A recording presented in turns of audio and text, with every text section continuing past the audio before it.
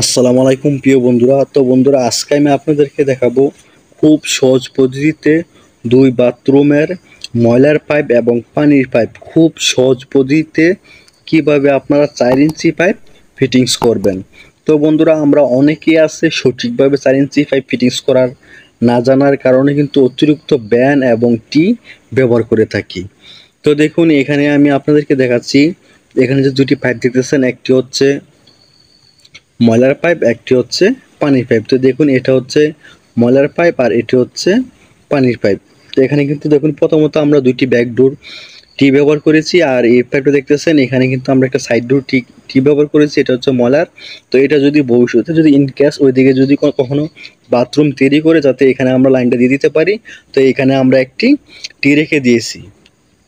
আর এটা হচ্ছে পানির পাইপ। তো দেখুন, এখানে আমরা খুব সহজেই এভাবে পাইপটা ফিটিংস করেছি।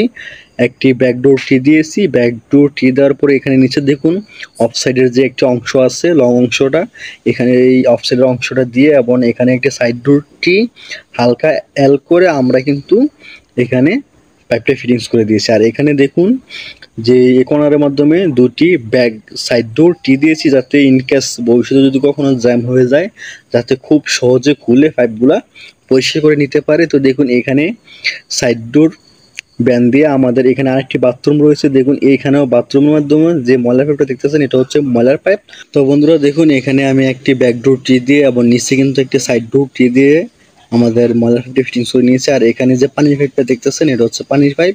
তো এইখানে পানির পাইপটা সেম একইভাবে একটি সাইড ডোর টি দিয়ে এবং অফ সাইডের যে লং অংশটা রয়েছে, লং অংশটা কিন্তু আমরা এই সাইড ডোরটিটা হালকা অ্যাঙ্গেল করে কিন্তু ফিটিংস করে নিয়েছি। আর এখানে দেখুন, এই ময়লার পাইপটা যে বাথরুমে যে সেফটি ট্যাঙ্ক রয়েছে, সেফটি ট্যাঙ্কের মাধ্যমে দিয়ে দিয়েছি। আর এটা হচ্ছে পানির পাইপ।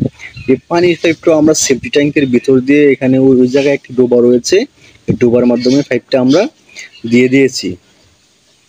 তো বন্ধুরা, আশা করি আপনারা বুঝতে পারছেন, মানে দুটি বাথরুমের খুব সহজ পদ্ধতিতে কীভাবে আপনারা 4 ইঞ্চি পাইপ ফিটিংস করতে হয়।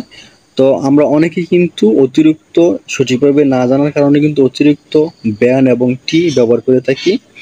তো ভিডিওটি যদি আপনাদের কাছে ভালো লেগে থাকে, অবশ্যই আমার চ্যানেলটি সাবস্ক্রাইব করবেন, লাইক করবেন, কমেন্ট করবেন। আপনাদের কোনো গুরুত্বপূর্ণ মতামত থাকলে অবশ্যই কমেন্ট বক্সে জানাবেন।